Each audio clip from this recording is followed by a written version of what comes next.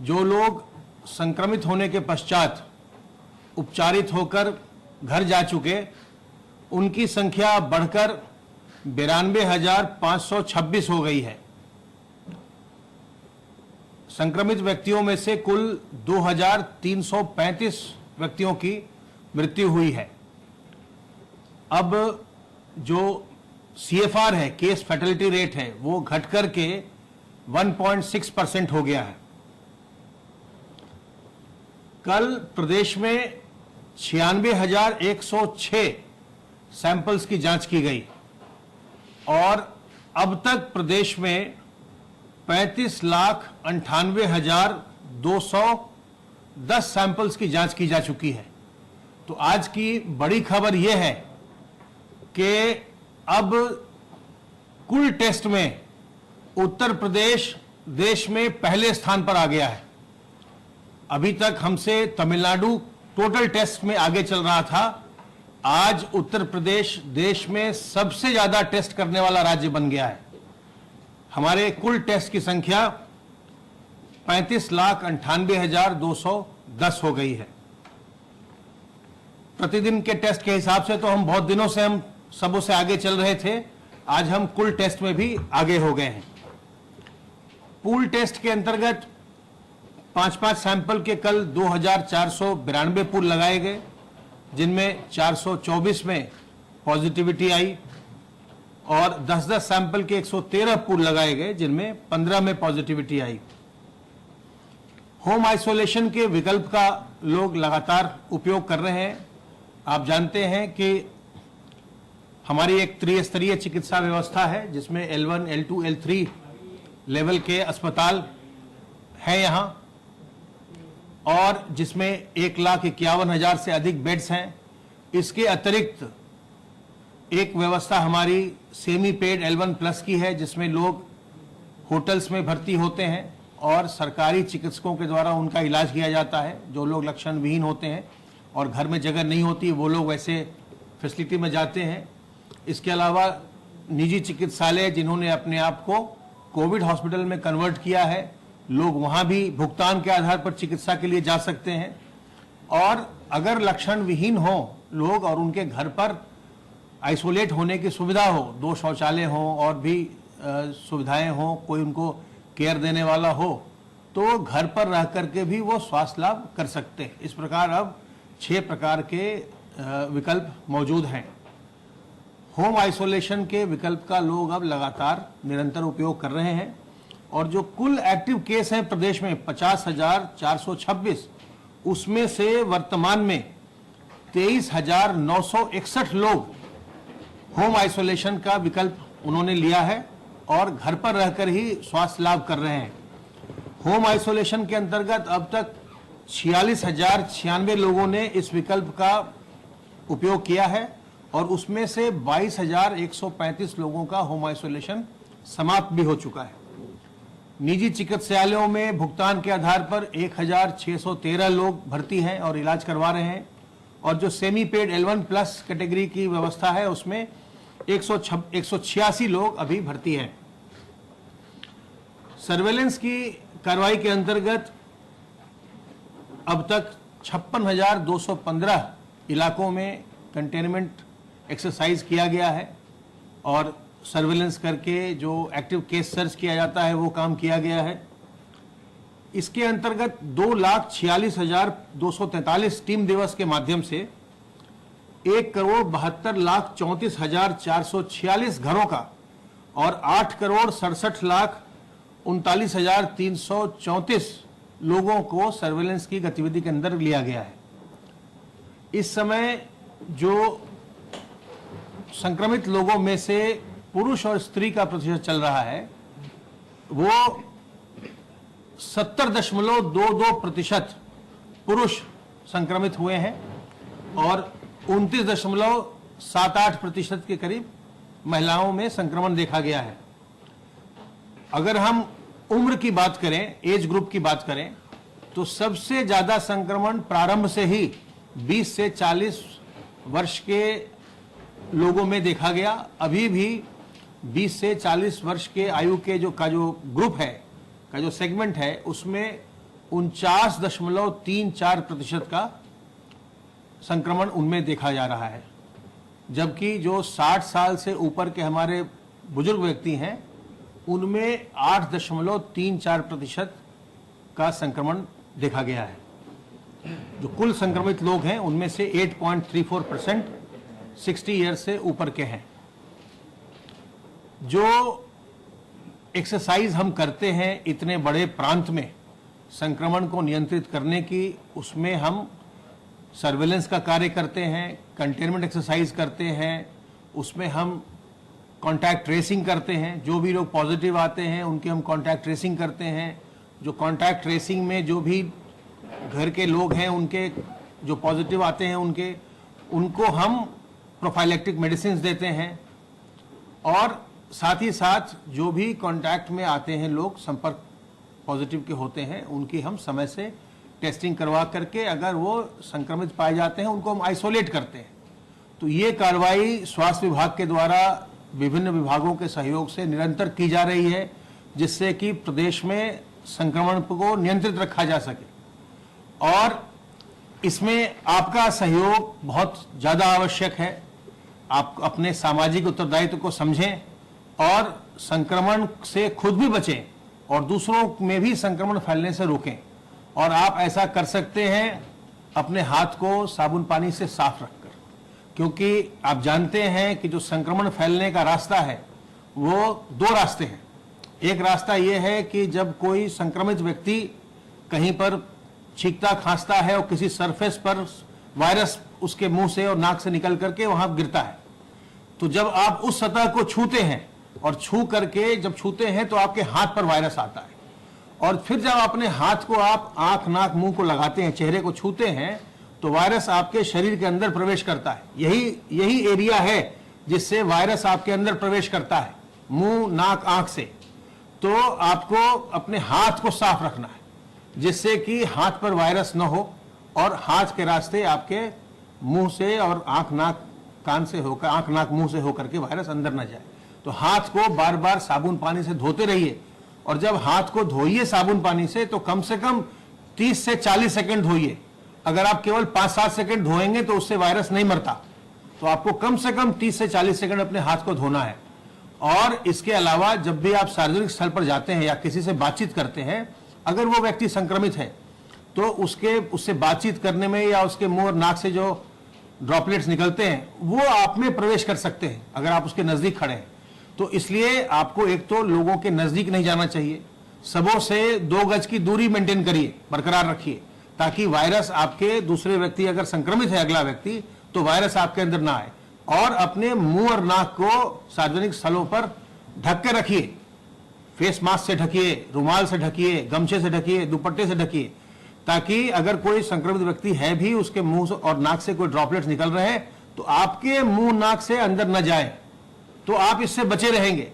अगर आप अपने इस सावधानियों को आप बरतते हैं तो एक तो आप अपने आप को बचाएंगे और दूसरा अपने सामाजिक उत्तरदायित्व का पालन करके आप दूसरों को भी संक्रमित होने से बचाएंगे।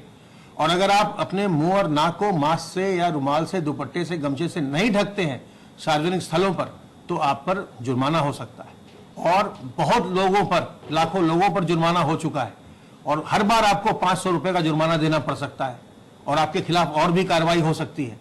इसलिए अपने हम सामाजिक उत्तरदायित्व का पालन करें, हम संक्रमण से बचें, दूसरों को संक्रमण से बचाएं। और खास करके मैं बार बार आपसे यह विनती करता हूं कि अपने बुजुर्गों को, छोटे बच्चों को, गर्भवती महिलाओं को और जो लोग पहले से बीमार हैं या कमजोर हैं, जिनको डायबिटीज है, हाइपरटेंशन है, कैंसर है, किडनी की बीमारी है, हार्ट की बीमारी है, ऐसे लोगों को संक्रमण से हमें बचाना है।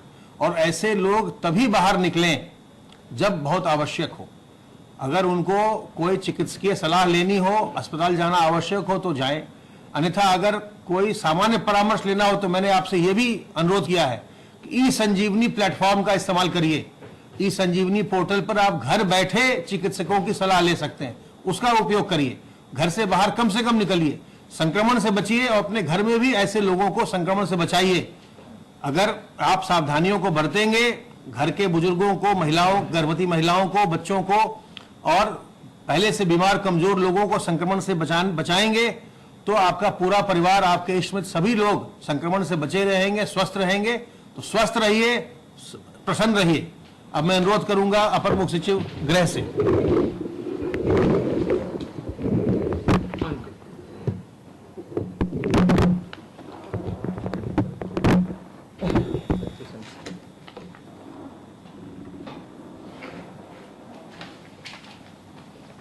माननीय मुख्यमंत्री जी ने आज कोविड-19 की बैठक ली। उनका निरंतर प्रयास है कि प्रदेश में टेस्टिंग की व्यवस्था को और मजबूत और बढ़ाकर किया जाए। आपको मालूम है कि हमारा प्रदेश जो भी कोविड के मानक हैं उसमें चाहे वो डेथ रेट हो, चाहे ओवरऑल नंबर ऑफ पेशेंट्स हो, हम लोग पर कैपिटा पॉपुलेशन के हिसाब से अगर देखें तो हमारे नंबर्स काफी कम हैं। टेस्टिंग में पर कैपिटा में बढ़ाने की बात आई थी। पिछले 2 माह से लगातार टेस्टिंग हमारी बढ़ती गई है और 1 लाख प्रतिदिन जो मुख्यमंत्री जी का लक्ष्य था वो पूरा करते हुए आज एक बहुत बड़ा अचीवमेंट ये हुआ है कि 36 लाख यानी 35,98,000 से अधिक टेस्ट करके 36 लाख लगभग टेस्ट करते हुए पूरे देश में जो है सर्वाधिक टेस्ट अब उत्तर प्रदेश के हो गए हैं।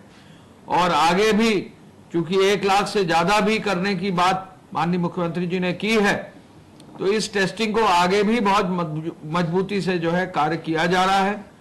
हम आपको ये बता दें कि इसी माह में मेडिकल एजुकेशन के अंतर्गत और मेडिकल डिपार्टमेंट के अंतर्गत आरटीपीसीआर की जो गोल्ड स्टैंडर्ड होता है टेस्टिंग का, उसकी बहुत सारी नई लैब्स भी जो है प्रदेश में स्थापित हो रही हैं।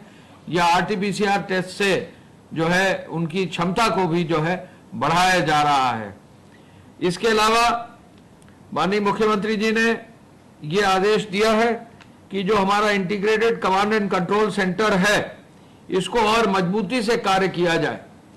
कोई भी पेशेंट एम्बुलेंस में जो है उसको ज्यादा समय न लगे, उसको भर्ती तुरंत कराया जाए। लखनऊ की कल जो उन्होंने समीक्षा की थी उसके अंतर्गत लखनऊ में जो बेड्स बढ़ाने की बात है, एसजीपीजीआई के बेड्स जो हैं, एचडीयू के बेड्स 20 बेड अभी हैं, 20 और वो 18 तारीख तक लगभग बढ़ा देंगे। आईसीयू के बेड्स एसजीपीजीआई में 68 हैं, 12 बेड जो है आज उन्होंने बढ़ाने का निर्देश दिया है और आज बढ़ भी जाएंगे।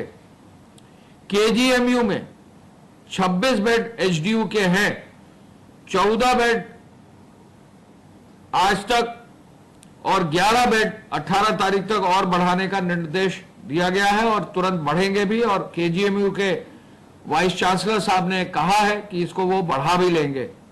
केजीएमयू में ही 60 बेड आईसीयू के हैं। अब एक पूरा नया अस्पताल जो है टेक ओवर करके केजीएमयू ने अपने ही एक विंग को 320 बेड में कन्वर्ट करने का निर्णय लिया है। बहुत तेजी से सिविल वर्क काम चल रहा है और इसी माह में इन 320 बेड में कोविड अस्पताल चलाते हुए 100 बेड की बढ़ोतरी केजीएमयू में ही होगी। हम सभी लोग वहां जाकर कमिश्नर, डीएम और वरिष्ठ मेडिकल डिपार्टमेंट के अधिकारी जाकर वहां निरीक्षण कर चुके हैं और बहुत तेजी से काम भी हो रहा है। आरएमएल जो है अस्पताल, उसमें अभी तक एचडीयू बेड्स नहीं थे। 20 तारीख तक 20 एचडीयू बेड्स स्थापित किए जाएंगे। आईसीयू बेड्स आरएमएल में 22 से 18 बेड्स जो है 15 तारीख यानी कल बढ़ जाएंगे। ये पूरी कार्रवाई की जा रही है। Era medical college private medical college है, हम लोग खुद गए थे निरीक्षण करने। उन्होंने भी आश्वस्त किया है कि एचडीयू बेड 60 से बढ़ाकर 15 तारीख तक 20 बेड बढ़ा देंगे और 20 तारीख तक 40 और बेड, यानी ये भी अपने एचडीयू बेड की संख्या दुगनी करेंगे, 60 से 120 करेंगे। आईसीयू बेड 20 जो है इनके हैं, 10 बेड ये 18 तारीख तक बढ़ाएंगे और 10 ही बेड जो है 30 तारीख तक, यानी इसको भी ये दुगना करेंगे। मेदांता हॉस्पिटल से के लिए भी हम बताना चाहेंगे कि मेदांता हॉस्पिटल पहला बार जो है कोविड अस्पताल के रूप में उनके यहाँ 20 बेड एचडीयू के जो है 15 तारीख यानी कल से शुरू हो रहे हैं। 5 बेड आईसीयू के कल से शुरू हो रहे हैं। डॉक्टर त्रेहन साहब से, डॉक्टर कपूर साहब से बात हुई है और कल से मेदांता में भी अलग एक कोविड विंग 25 लोगों का जो है स्थापित हो रहा, 25 पेशेंट्स के लिए।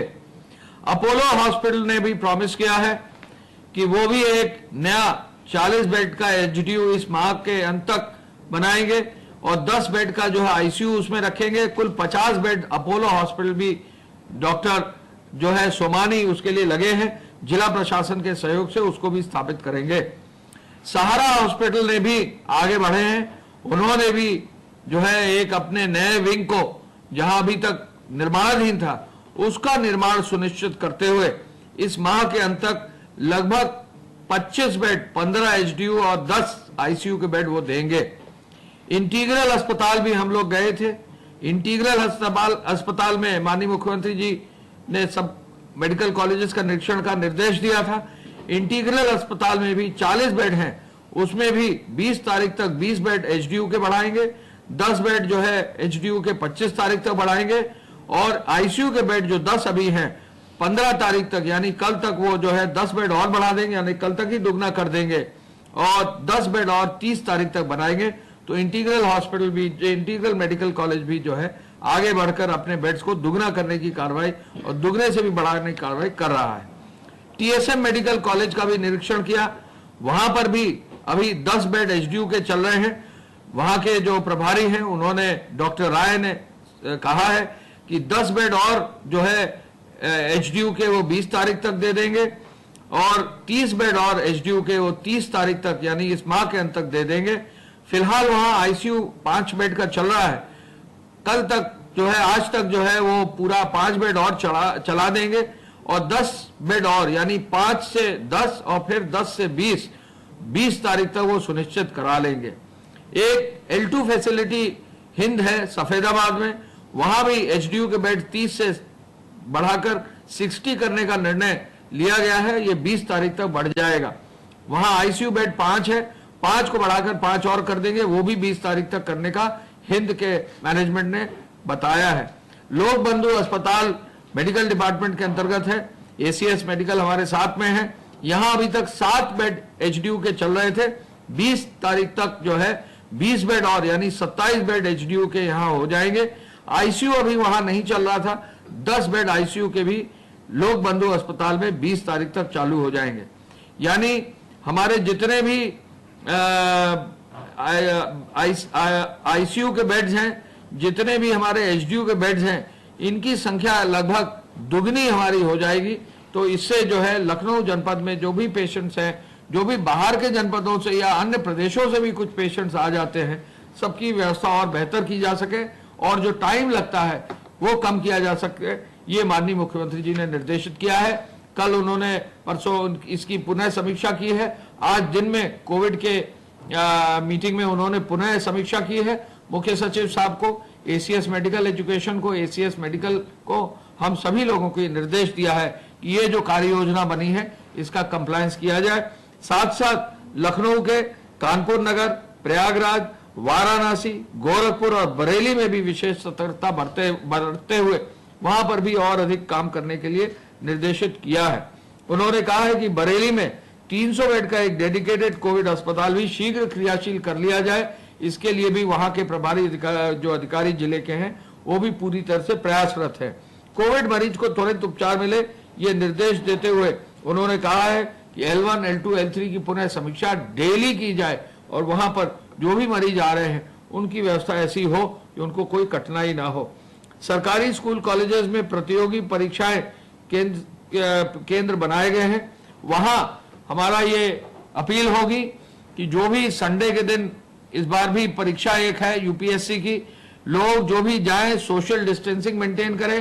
हॉल के अंदर तो सोशल डिस्टेंसिंग रहती है, लेकिन जाने वक्त जब आप वहां एंटर करते हैं तो भी भीड़ ना लगाएं, अपने सेंटर पे लाइन लगाकर जो है वहां एंटर करें। निकलते वक्त भी जो है, जो भी परीक्षार्थी है वहां पे कैंडिडेट्स हैं, निकलते समय भी जो है लाइन लगाकर बाहर निकले, ये जरूर हम सुनिश्चित कराएंगे।